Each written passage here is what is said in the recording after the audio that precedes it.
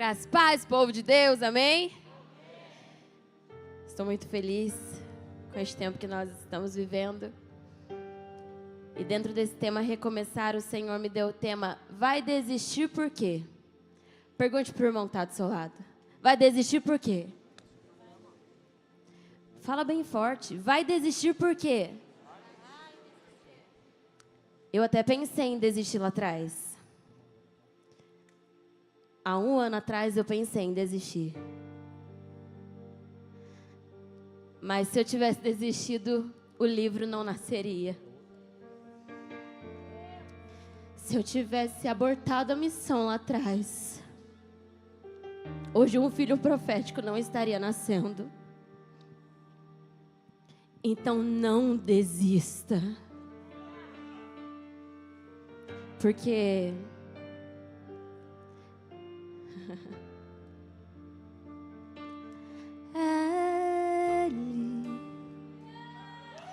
por Ele que eu estou gastando a minha vida, perdendo tudo por amor e com alegria, dono dos meus dias.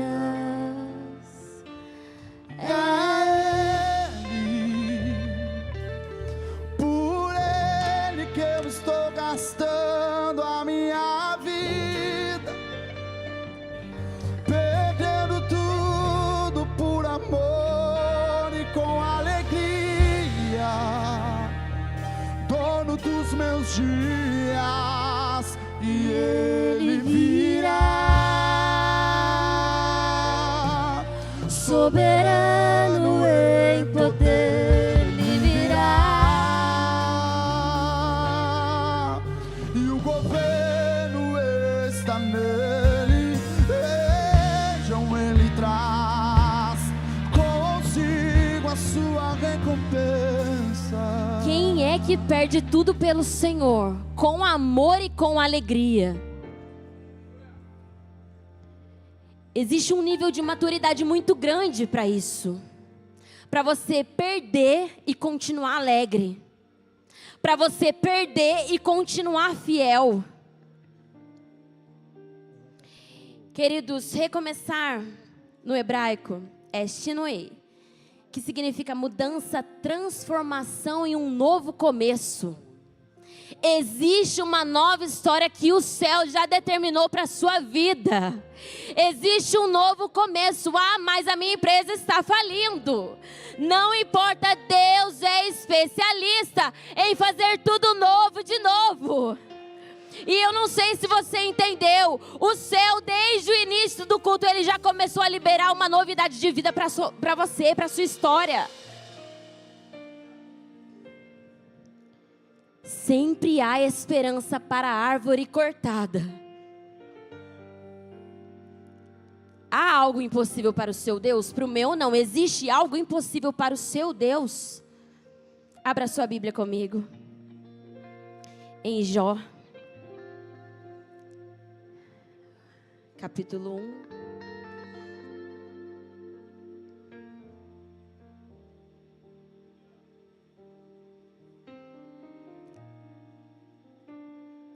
Versículo 1 vai dizer assim: houve um homem na terra de Uz, cujo nome era Jó. E aquele homem era perfeito e íntegro, e alguém que temia a Deus e afastava-se do mal. E nasceram-lhe 7 filhos e 3 filhas.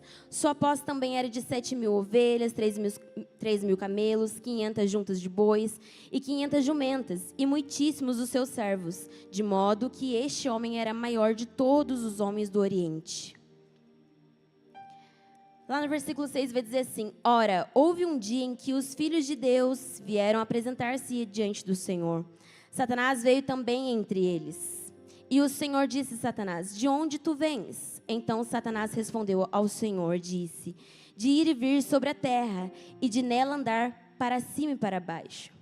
E o Senhor disse a Satanás: tu consideraste o meu servo Jó, que não há ninguém como ele na terra, homem perfeito e íntegro, que teme a Deus e se afasta do mal. Imagina o Senhor olhar para você e dizer assim: eu te encontrei como um servo íntegro, como um servo fiel e que se afasta do mal. Aqui então vai relatar a história de Jó, um homem que era temente ao Senhor, que tinha muitas posses, muitas riquezas, uma alta patente. E Jó no hebraico é Iov, que significa perseverante, aquele que se volta para Deus. E a raiz do nome Jó vem das palavras voltar-se e arrepender-se. Então, diante de tudo aquilo que Jó possuía, Satanás, não contente, ele chega diante do Senhor, ele se apresenta ao Senhor. E na tradução original, no hebraico, vai falar que Satanás, ele se apresenta ao Senhor aos céus, só que não era para ele estar ali. Só que como ele não estava contente com aquilo que Jó possuía, ele tentou projetar uma acusação contra Jó. Então ele vai diante do Senhor e diz assim: quer ver se Jó vai permanecer sendo um homem íntegro, leal, fiel? Tire tudo que ele tem. Destrói tudo que ele tem. Isso era Satanás dizendo para o próprio Deus: tire tudo que ele tem. Aí Deus diz assim: ele é íntegro, ele reafirma, ele é íntegro, ele é fiel. E aí o Senhor diz assim a Satanás: então faz o seguinte, tome o governo de tudo que ele tem, de tudo que ele possui, só não toque nele. Eu não sei como que você chegou aqui hoje, mas o inferno pode tocar em tudo, menos em você. Pode tocar em tudo, menos em você. Permaneça sendo fiel. Então, o próprio Deus, ele permite que Satanás toque em Jó. Então, ele perde os seus servos e todo o seu gado, tudo aquilo que ele tinha de riqueza ao fio da espada. Cai um fogo do céu e consome todo o seu rebanho. Sopra um vento tão forte que destrói toda a casa de Jó. E os seus filhos estavam nessa casa, então os seus filhos também morrem. Só que Jó, ele permanece sendo fiel. E aqui, durante todos os capítulos, o Senhor sempre frisa isso, que ele permaneceu sendo um homem fiel. O grande problema é que nós, quando nós passamos por tempos de aflição, nós preferimos culpar a Deus, ao invés de nos posicionarmos no lugar da obediência. Queridos, o propósito, ele é validado no meio do processo. Não existe vitória sem guerra. Não existe cura sem dor. Não existe avanço sem novos começos. E sabe o que nós fazemos? Se o vento soprar sobre as nossas finanças, o que a gente vai querer recorrer? Ao empréstimo. Aí, se de repente a gente fica doente, a gente começa a consumir tantos medicamentos e já esquece que o Senhor é poderoso para curar. Então, a vontade que nós sentimos é de jogar tudo para o ar, é de quebrar a aliança, é de desistir e abortar o propósito. E sabe o que nós dizemos? Deus não se importa comigo. Porque Ele está vendo, Ele está me vendo passar por tudo isso. E parece que Ele não faz nada, porque tem tempos que o Senhor permanece em silêncio mesmo. Então, de forma insistente, Satanás, ele vai diante do Senhor para tentar tocar a vida de Jó. Então, ele conseguiu tirar tudo aquilo que Jó possuía. E aí ele se apresenta diante do Senhor mais uma vez. E ele diz assim: o Senhor acha que se de repente eu tocar na saúde dele, ele vai permanecer sendo um homem íntegro e fiel? Então, mais uma vez, Satanás toca a vida de Jó. Ele fica doente, com feridas com úlceras no corpo. E essas úlceras, a úlcera, ela é uma ferida crônica, que ela não cicatriza. Então, por muitas vezes, ele pegava cacos de telha para coçar a sua ferida. Jó pegava a telha e coçava. Ele feria ainda mais a ferida que não cicatrizava. E um ponto interessante da história de Jó é que, quando Satanás ele vai diante de Deus apresentar acusações contra Jó, para que ele pudesse tomar posse de toda a riqueza, de todos os seus bens, o Senhor, ele não apresenta aquilo que Jó possuía. Porque o Senhor poderia falar assim: você pode tirar, mas assim, Jó ele tem uma patente muito alta. Jó é rico.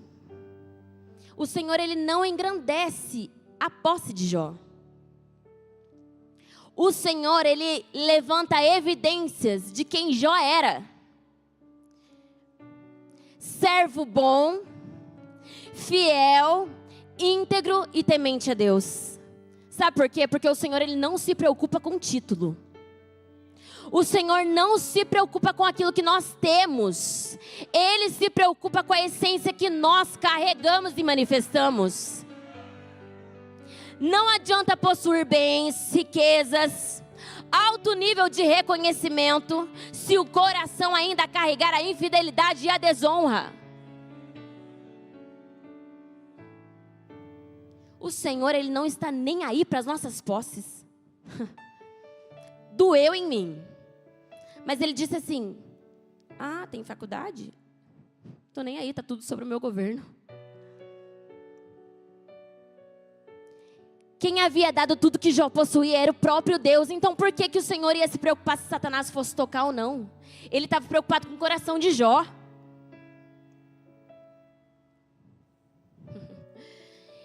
É como se o Senhor falasse assim: se levantarem acusações, eu levanto evidências. Se levantarem acusações contra você, eu levanto evidências de quem você é. Eu levanto evidências daquilo que você tem construído comigo. Pode falar, pode acusar, mas eu, o Senhor, te conheço.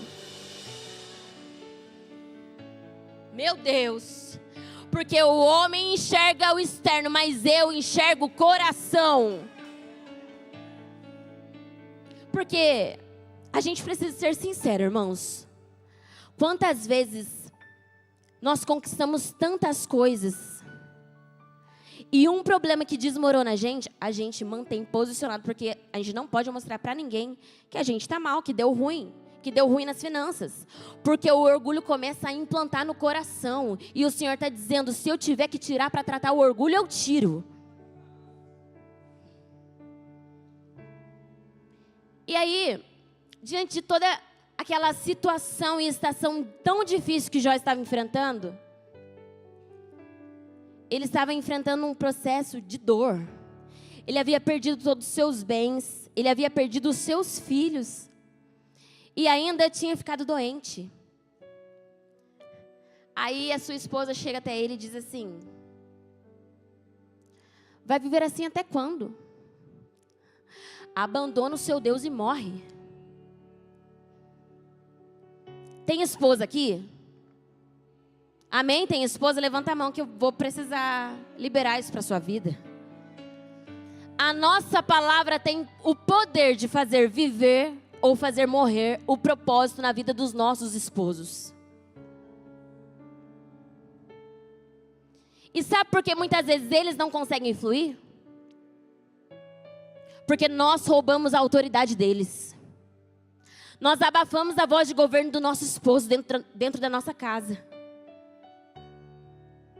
A gente paralisa a ação do Senhor sobre a vida dele, e aí ele não flui. Só que se o sacerdote não flui, a casa não flui. E muitas vezes você não está entendendo por que está tudo uma bagunça, por que as coisas não fluem, por que nada dá certo. Recomece se posicionando, mulher. E diante dessa fala de sua esposa, Jó, ele poderia existia uma influência grande sobre a vida dele, porque era a esposa dele. Ele poderia falar assim, ela tem razão, eu vou abandonar esse Deus, porque já perdi tudo mesmo, só me falta a morte. Mas não. Ele diz assim, temos recebido o dom de Deus e não receberíamos também o mal? É como se Jó estivesse dizendo assim, ei, tudo que nós temos não é nosso, é do Senhor. Se Ele deu, Ele pode tirar, Ele pode tomar, porque Ele é o Todo-Poderoso. E em todas as circunstâncias, o Senhor, Ele recebe a adoração de Jó, porque Jó se posiciona nesse ambiente de adoração. E homens, deixa eu dizer algo para vocês, sacerdotes que estão aqui. O homem que está posicionado, ele não se submete à voz de engano do inferno. O interessante é que quando lá em Gênesis, Adão come do fruto, quem é que oferece o fruto para ele? A mulher. Da mesma forma que a mulher de Jó tenta abortar o propósito. Abandona esse Deus.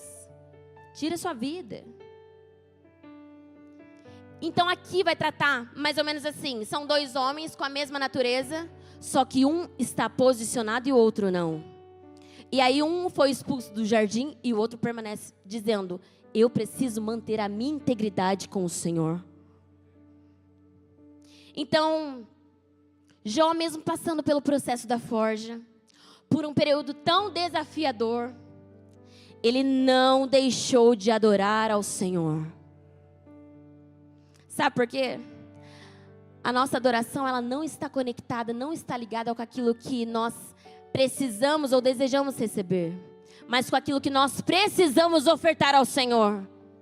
Tem muito mais a ver com renúncia, entrega, do que receber algo do céu. Você já recebeu a salvação.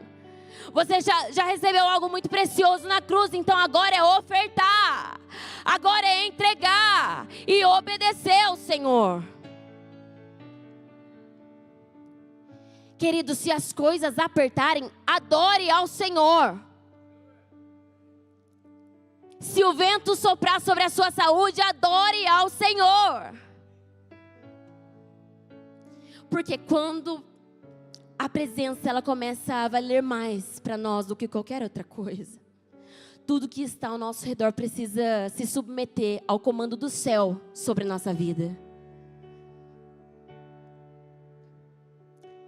Então nós teremos que, neste tempo, intensificar a nossa adoração ao Senhor.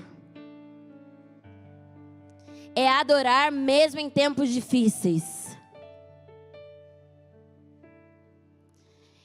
E olha só, o nível da nossa adoração, ela tem o poder de acelerar o tempo de cumprimento da promessa.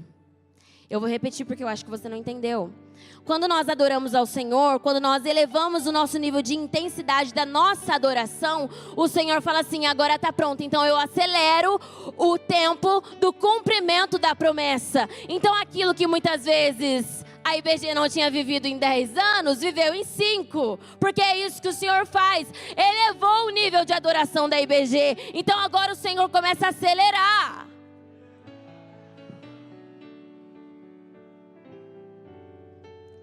Então, os sacerdotes, os homens, os esposos, precisam se posicionar nesse ambiente também.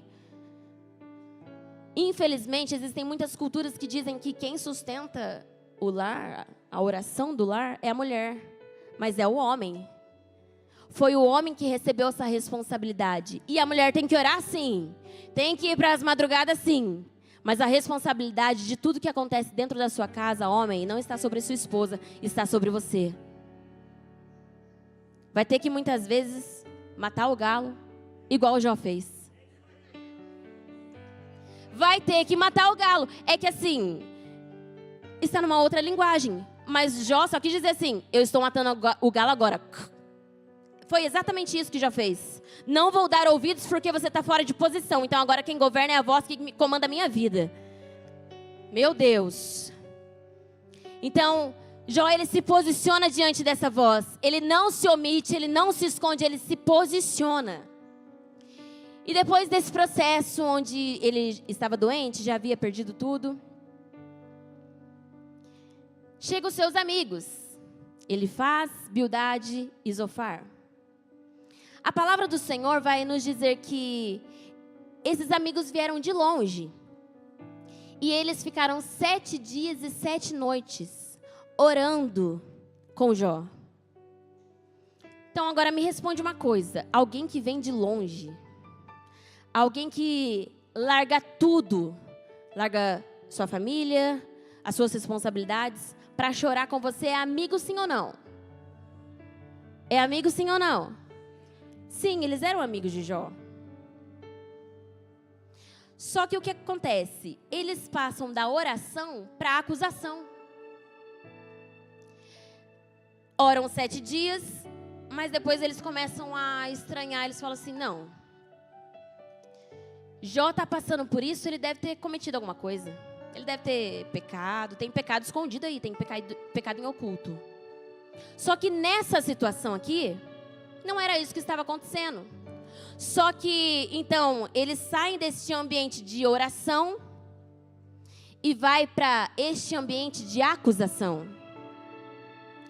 E lá no início da história, quem foi que acusou, que levantou a primeira acusação contra Jó? Satanás. E o significado da palavra Satã no hebraico é acusador. Então, quando a gente se manifesta como acusador, a gente passa a carregar uma essência diabólica. A gente passa a carregar uma essência que não foi o céu que projetou. Então, os amigos de Jó, eles passam a se portar da mesma forma que Satanás. E embora os amigos fossem fiéis, eles fossem tementes ao Senhor, eles permitiram que a essência deles fosse corrompida. E abortaram o propósito. E entenda, queridos, que muitas vezes os amigos virão, lamentarão a nossa dor. Só que muitos deles abortarão o propósito. E nós, quando lemos a história de Jó, nós ficamos sentidos com piedade de Jó. E a gente se coloca no lugar dele, sim ou não? Só que muitas vezes nós nos manifestamos como Elifaz, Bildade e Zofar. Abortamos o propósito. Somos até amigos. Até choramos e nos importamos com a dor do outro, mas interrompemos o propósito que o Senhor tem sobre a vida dele. Então, esses amigos, eles falharam, não porque eles não quiseram ajudar, nada disso, mas porque eles começaram a levantar um altar de acusação de novo sobre a vida de Jó. Então, não adianta sermos amigos, chorarmos a dor do outro, mas depositar sobre ele a culpa de algo que ele não fez. E ao decorrer da história, podemos perceber que eles levantam essa acusação, né? E a gente precisa de um nível de maturidade nesse tempo. Porque ali começa o processo onde Jó precisou identificar que aquele ciclo de amizade já não cabia mais para aquele tempo que ele ia viver. Então, a gente precisa entender quem faz parte do propósito, quem faz parte do processo, quem faz parte do tempo de celebração. A peneira, ela é necessária. Na vida do crente, a peneira é necessária. Nós não fazemos acepção de pessoas, jamais. Só que nós precisamos entender que quem é da mesa, é da mesa. Quem é da missão, é da missão. Quem é do trabalho, é do trabalho. E quem não carrega o mesmo propósito, não cabe mais no lugar da nossa intimidade. Não cabe mais para este tempo partir o coração com quem não carrega a mesma visão. Porque o amigo, ele nos forja, sim ou não? Ele nos forja, ele nos afia como ferro afia o outro ferro. Mas ele não nos acusa. Ele não traz peso. É leve.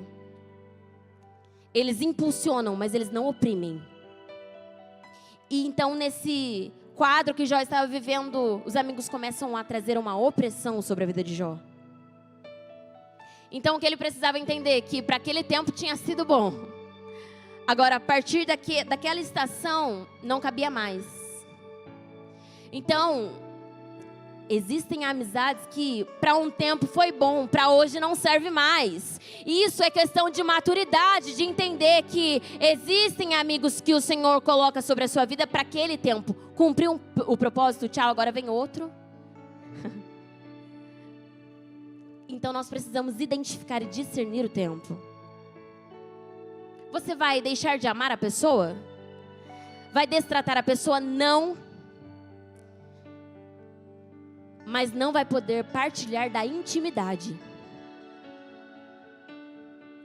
A grande questão é que nós já estamos tão adaptados em partir o coração e dividir a nossa intimidade com aquele que está com a fonte contaminada, que muitas vezes a pessoa, meu Deus, vomita mentira, vomita desonra na nossa mesa e nós continuamos abrindo a porta da nossa intimidade para que ela possa nos envenenar.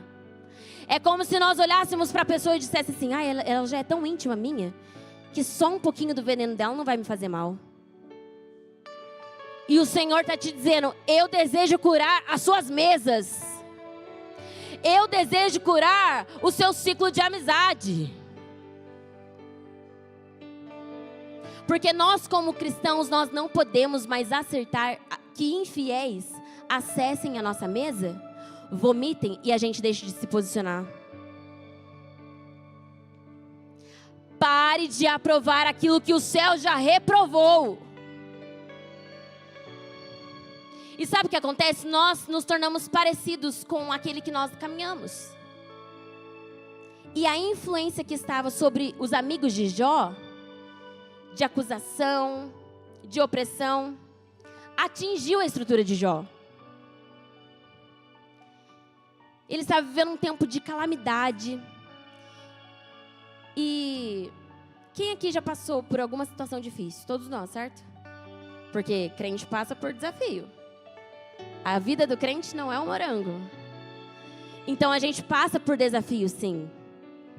Agora, em tempos onde nós estamos passando por desafios, a gente quer ouvir que vai dar ruim, já acabou para sua vida, agora já era, deu ruim, desista. É isso que a gente quer ouvir? A gente quer ouvir assim, shalom, shalom, nada quebrado, nada faltando, nada fora do lugar. A gente quer ouvir palavras de esperança. A gente não quer ouvir que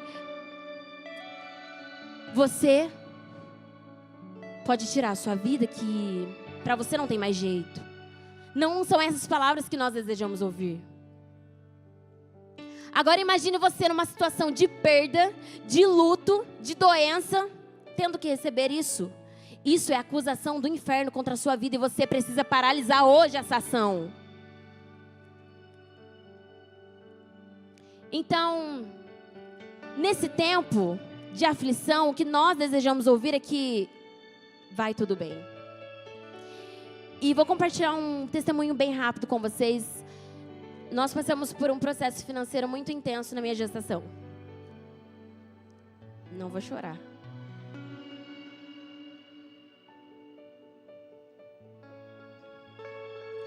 E nós precisamos vender o carro.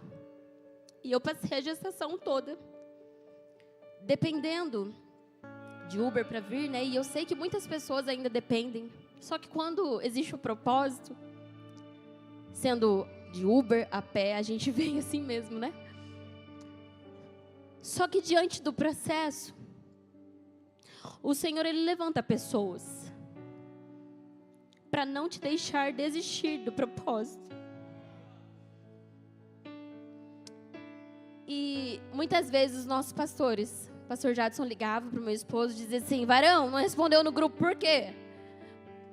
Por que você não vai na reunião da ativação? Amor, você era orgulhoso, você não é mais. E aí, ele... pastorzão, mistério, né? E o pastor falou assim, tá bom, então se arruma que eu tô indo te buscar, você vai sim. E sempre impulsionando a gente, não, vai dar certo, vocês vão conseguir, vocês vão voar. E aí, quando você tem esse acesso aos seus pastores, acessem os seus pastores. Porque eles liberam chaves que mudam o seu campo de visão. Você passa a enxergar aquilo que você não enxergava. Então o Senhor começou a levantar pessoas para nos sustentar neste tempo. E um dia ele levantou um casal que tinha chegado fazia pouco tempo na igreja.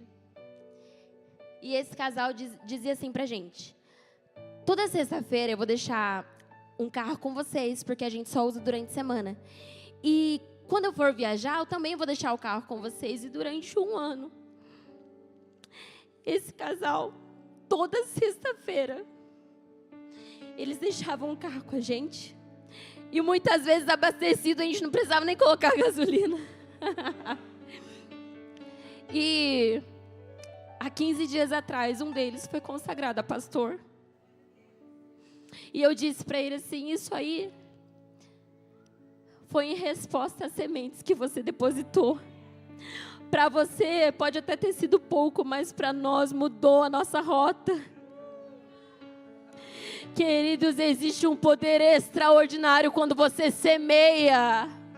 Existe um poder extraordinário quando você se compadece da dor do outro. Meu Deus. E quando nós entendemos que só tem amigo quem é amigo, né, pastorzão? Você também começa a se posicionar neste ambiente. Então hoje eu tenho carro e o Senhor fala assim para mim: e aí, vai emprestar ou não?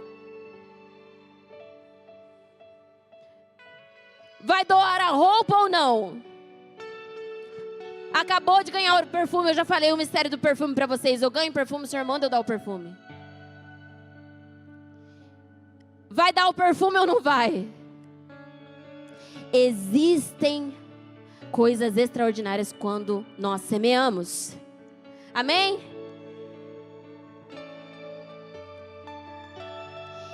E o interessante é que, diante de toda a opressão que Jó sofreu com seus amigos, ele não deixou de orar por nenhum deles.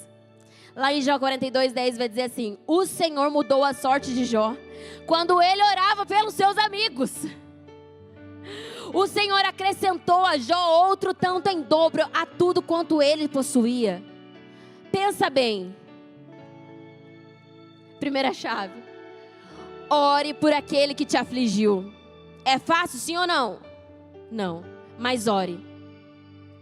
Porque não tem a ver com o que sai da pessoa, tem a ver com o que sai de dentro de você. A segunda chave é: não murmure. Num determinado período da história de Jó, vai relatar que, mediante aquela opressão e acusação que ele vinha sofrendo, ele começou a amaldiçoar o dia do seu nascimento. Porque ele só tinha evidências daquilo que diziam para ele, então só tinha acusação.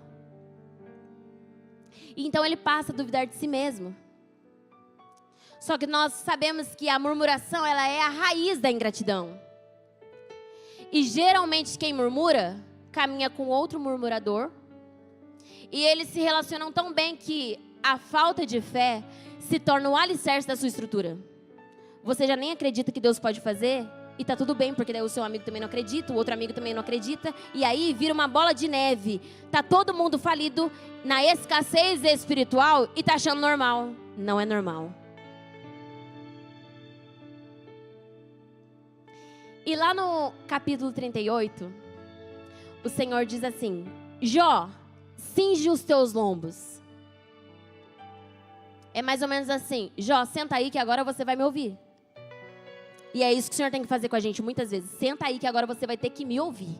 Porque senão a gente não para de murmurar. Senão a gente não para de reclamar.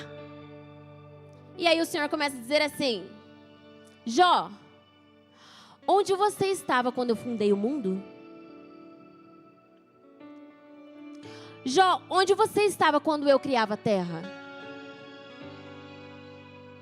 Você sabe me dizer a medida, Jó, que tem tudo aquilo que eu criei?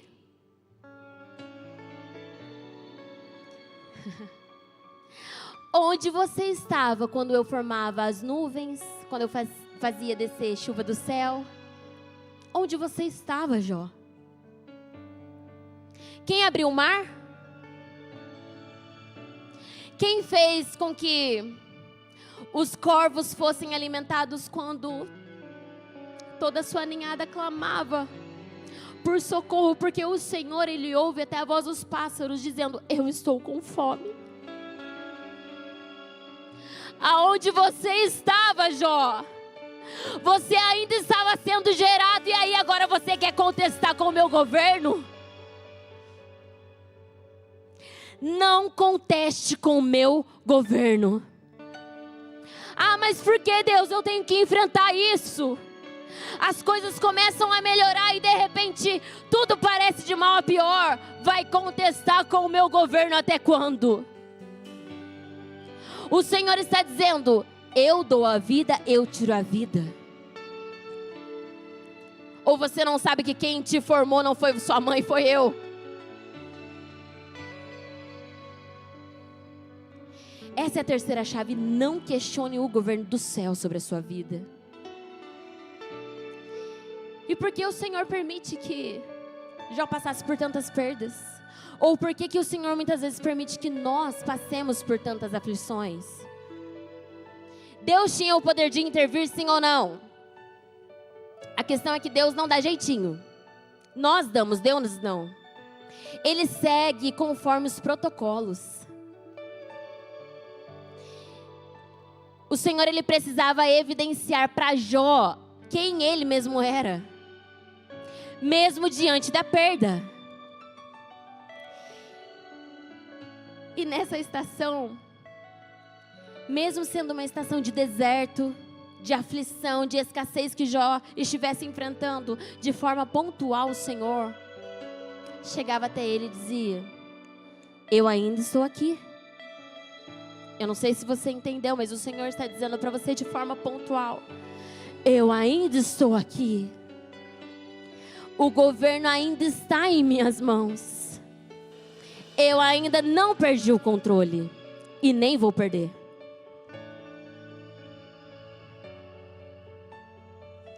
Queridos, está no meio da forja? Não desista. O dinheiro acabou? Recomece. Está se sentindo sozinho? Permaneça. Mas não permita que a murmuração te aprisione na aflição. E lá no início eu disse que o significado, um dos significados da palavra de Jó, a raiz da palavra Jó, era arrepender-se. Como ele carregava isso já na sua estrutura, ele para, se posiciona, reconhece que errou, porque apesar de não ter cometido nenhum pecado contra o Senhor, a murmuração ele deixou ser infiltrado no coração. Então ele começa a se arrepender por muitas vezes murmurar.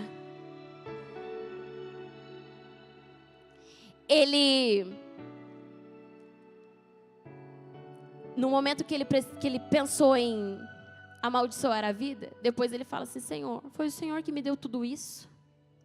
Como é que eu posso amaldiçoar o dia do meu nascimento, sendo que foi o Senhor quem me deu? E muitas vezes o que nós precisamos fazer é nos arrepender pela murmuração. E Jó 42:17 vai dizer que depois que Jó se posicionou em arrependimento, o Senhor liberou sobre ele abundância e fartura de dias. Eu não sei se você entendeu. Jó recebeu tudo em dobro do que ele havia perdido. Então o Senhor começa a restituir aquilo que ele havia perdido. Eu quero declarar sobre a sua vida. Fique de pé.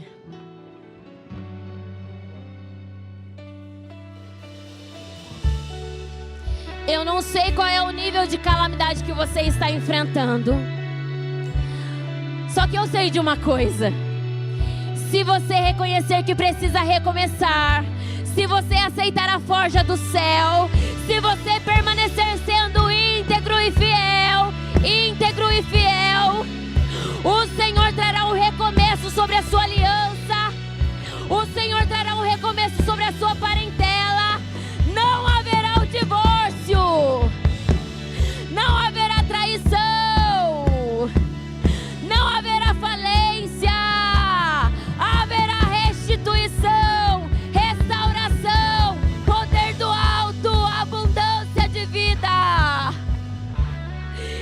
42, 1 vai dizer assim, ó. Bem sei eu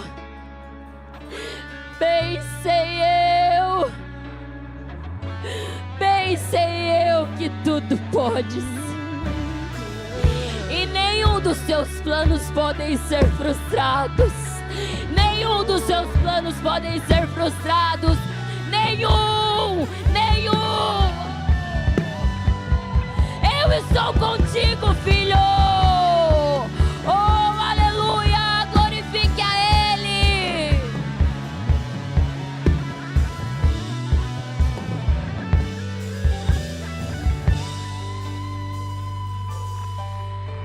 Eu não sei se você precisa de um recomeço nas finanças.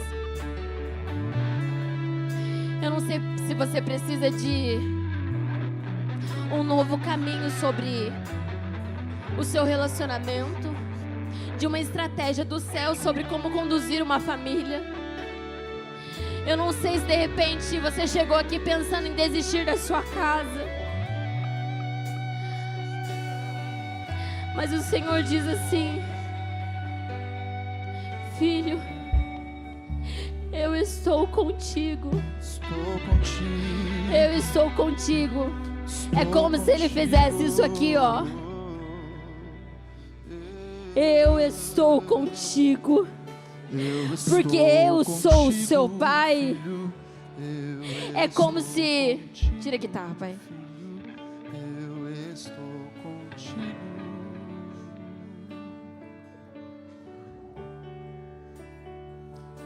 Eu estou contigo, filho. É como se Ele fizesse isso com você.